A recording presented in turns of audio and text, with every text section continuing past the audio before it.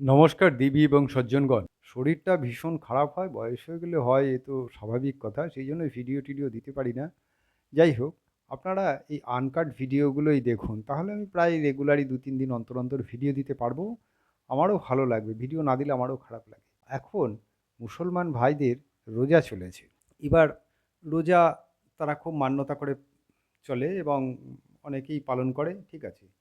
কিন্তু দেখা যাক এই রোজা বা এই ইসলামিক যে রিচুয়ালসগুলো আছে এগুলো তারা যে ফুলিয়ে ফাঁপিয়ে প্রচার করে প্রত্যেকটা জিনিসকে, খাতনা করাকে বা রোজাকে, এমনকি নামাজকে, আরও যা যা আছে সব কিছুকেই ফুলিয়ে ফাঁপিয়ে প্রচার করছে এবং এটাই প্রয়োজন। বোরখা পরাকে, এমনকি ইদানিংকালে তো মহিলাদের খাতনা করাও আর শুরু হয়েছে কিছু কিছু দেশে, সেগুলোকেও তারা ফুলিয়ে ফাঁপিয়ে প্রচার করছে, না এগুলো দরকার আছে। যাই হোক, রোজা মানুষের জন্য কতটুকু উপকারী? আদৌ কি রোজা উপকারী? হ্যাঁ, তারা প্রত্যেকেই বলবে রোজা স্বাস্থ্যের জন্য খুব ভালো, কিন্তু একেবারে ভুল কথা। আপনার সূর্য ডুবে গেলে খাওয়া উচিত না। পৃথিবীর কোনো প্রাণীই খায় না, ওই পেঁচা-টেচা খায় যারা রাত্রে দেখতে পায়। এই ১ নম্বর।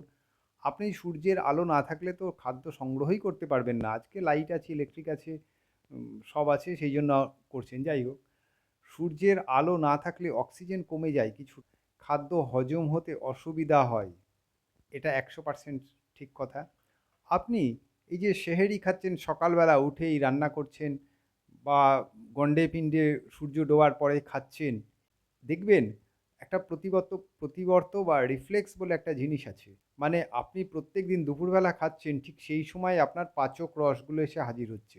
এইবারে আপনি হঠাৎ রাতভর খেতে আরম্ভ করলেন, পাচক রস পাচ্ছে না। ফলশ্রুতি হিসাবে সেটা বদহজম হচ্ছে। আপনি রাত্রে ঘুমাতেও ভালো পারছেন না। দিনে ঘুমাচ্ছেন বা এদিক ওদিক যা হোক ঘুমিয়ে নিচ্ছেন।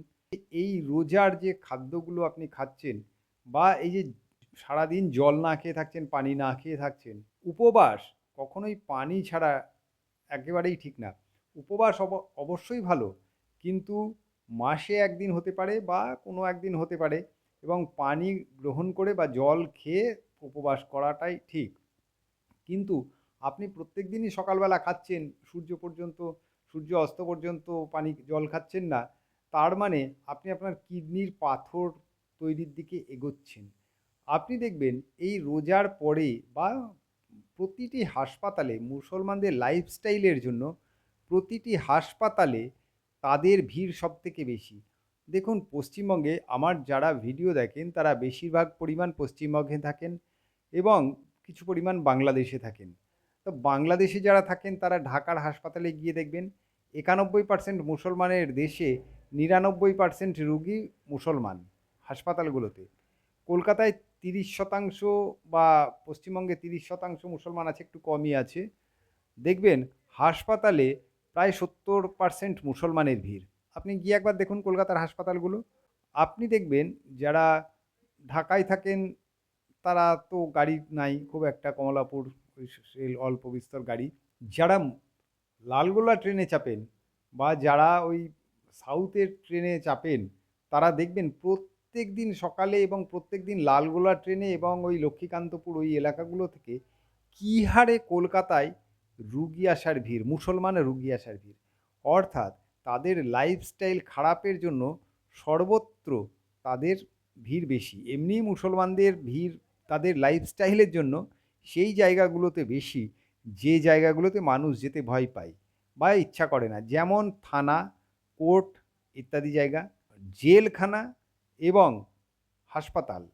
এই ৩ টে জায়গাতে মুসলমানদের বা মোমিনদের ভিড় সবথেকে বেশি। কারণ তাদের লাইফস্টাইল। আজকে হাসপাতালে এই রমজানের পরে গিয়ে দেখবেন বা সারা বছর গিয়ে দেখবেন গ্যাস্ট্রোএন্টারোলজি বিভাগে ভিড় কাদের সবথেকে বেশি। আপনি গিয়ে দেখুন এই যে গরুর মাংস খাওয়া, অত্যধিক হারে মাংস খাওয়া, হ্যাঁ, মাংস আজকাল সকলেই খাচ্ছে, সকলেই, আমি ভুল ঠিক কোনো কথাই বলছি না। সকলেই খাবার স্টাইল মোটামুটি একই আছে। সেইজন্য সকল রোগীরই ভিড় আছে। কিন্তু মুসলমানদের যে বিশেষ করে এখন ওয়েস্ট বেঙ্গলে, বাংলাদেশের লোকে তো খেতেই পায় না। সে তো মাংসই পায় না। এখন ওখানে একটু সুস্থতার দিকে যাবে। কারণ ওদের টাকা নেই, মাংস খেতে পায় না। খেতে পায় না। পেলেই খাবে। আর পশ্চিমবঙ্গে অঢেল মুসলমানদের কম দামি গরুর মাংস খাচ্ছে, অঢেল খাচ্ছে, রেগুলার খাচ্ছে। পশ্চিমবঙ্গের হাসপাতালগুলোতে গিয়ে একবার ভিড় দেখুন গ্যাস্ট্রোএন্টারোলজি ডিপার্টমেন্টে আর চামড়ার ডিপার্টমেন্টে। চামড়ার ডিপার্টমেন্টে মুসলমানদের ৯০% ভিড় এবং এই 90% মধ্যে প্রায় 80% মহিলা যারা সারাদিন বোরখা পরে গা ঢেকে চলছে, অর্থাৎ একটুও সূর্যের আলো লাগাচ্ছে না, এবং তাদের ভিটামিন ডি এর ডেফিসিয়েন্সি, ক্যালসিয়ামের ডেফিসিয়েন্সি, এই যে জিনিসগুলো হচ্ছে, এইগুলো তাদের ধর্মীয় কারণে হচ্ছে। তাদের ধর্মীয় কালচার, বা তাদের যে বলে না ইসলাম একেবারে পূর্ণাঙ্গ জীবনবিধান। আরে জীবনবিধান তো সবাই, জাপানিরাও জীবনবিধান করছে, যারা মারোয়ারি তারা সারা জীবন মাছ মাংস খাচ্ছে না, তারাও জীবনবিধান 100 বছর বেঁচে যাচ্ছে, মুসলমানরাও বাঁচছে। তো সকলেরই তো জীবনবিধান আছে। মুসলমানরা বেশি বেশি করে প্রচার করছে এটাই আমাদের জীবনবিধান। মুসলমানদের কিছু প্রপাগ্যান্ডা আছে, তারা সর্বত্র প্রচার করে মুসলমান পুরুষেরা অত্যধিক শক্তিশালী বা শারীরিক বা যৌনক্ষম, যাতে বিধর্মী মেয়েদের বা অন্য মেয়েদের তারা আকৃষ্ট করতে পারে। এইসব প্রপাগ্যান্ডা আছে। খাতনা করলে তাদের শারীরিক বা মানে মিলন ক্ষমতা বেড়ে যায়, এই সব প্রপাগ্যান্ডা তো আছেই।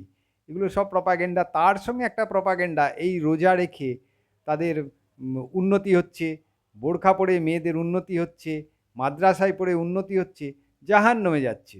আজকে এই যে আসমানি কিতাব দেখে, আসমানি কিতাব পড়ে সারা পৃথিবীর মুমিনরা অমুমিনদের মারতে উদ্ধত হচ্ছে, তাদের কাফের ভাবছে, তারা শত্রু ভাবছে। ফলশ্রুতি হিসাবে দেখুন গাজাতে কি অবস্থা হচ্ছে। প্রথমে মুমিনরা 1200 জন ইসরায়েলি বা ইহুদিকে হত্যা করেছিল কাফের, ওই আসমানি কিতাব পড়ে, মানে লাইফস্টাইল, মানে পূর্ণাঙ্গ জীবন বিধান তার বই পড়ে। ফলশ্রুতি হিসেবে 1 লক্ষ উপরে চলে গেছে, হুড়প্রাপ্তি ঘটে গেছে। আজকে সেম জিনিস মায়ানমারে দেখুন। মায়ানমারের রোহিঙ্গারা হিন্দু এবং বৌদ্ধদের গণকবর দিচ্ছিল রাখাইন প্রদেশে। তাদের রাখাইন দখল করে ইসলামিক তৈরি করবে, ইসলামিক দেশ তৈরি করবে। আজকে রোহিঙ্গাদের 12 লক্ষ পৃথিবীর বিভিন্ন দেশে ভাগিয়ে দিয়েছে। রোহিঙ্গাদের সারা পৃথিবী জুড়ে চীন চাইছে মুমিন শূন্য চীন হোক, রাশিয়া চাইছে মুমিন শূন্য রাশিয়া হোক, চেচেনিয়া থেকে মুমিনরা হটে যাক। হ্যাঁ, এখন যুদ্ধের জন্য চেচেনিয়াদের একটু তেল টেল দিচ্ছে। কিছুদিন আগেই এই দাগিস্তানে, চেচেনিয়ার কাছাকাছি একটি স্থানে, যেখানে 97% মুসলমান, সেখানে তারা চার্চে বোমা বিস্ফোরণ করিয়ে 300 জন বা 150 জনকে মেরে দিয়েছে।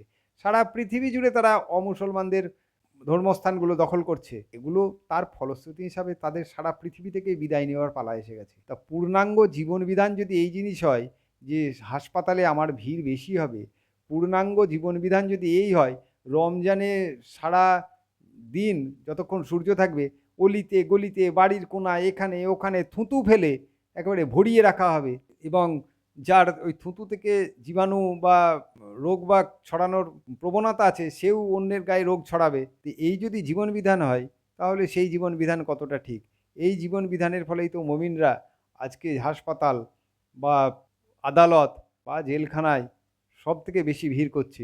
তাহলে কিসের এই জীবন বিধান ঠিক আছে?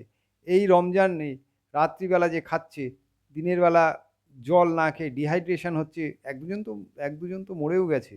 তারপরে তাদের কিডনির প্রবলেম দেখা দিচ্ছে, হাসপাতালে তারা দৌড়াচ্ছে। আপনি চামড়ার ডিপার্টমেন্ট, আপনি গ্যাস্ট্রোএন্টারোলজি ডিপার্টমেন্ট বা অন্যান্য হার্টের ডিপার্টমেন্ট, অত্যধিক মাংস খেয়ে সবথেকে বেশি হার্টের রুগী মুমিনরা তৈরি হচ্ছে।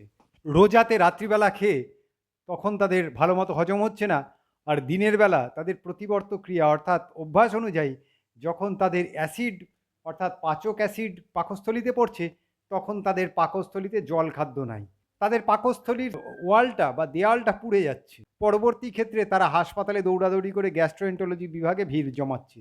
এই যদি জীবনবিধান হয় তাহলে সেই জীবনবিধান কতটুকু ঠিক? আমি আপনাদের কাছেই প্রশ্ন রাখলাম, মুমিনদের কাছে প্রশ্ন রাখলাম। উত্তরটা নিচে কমেন্টে লিখুন।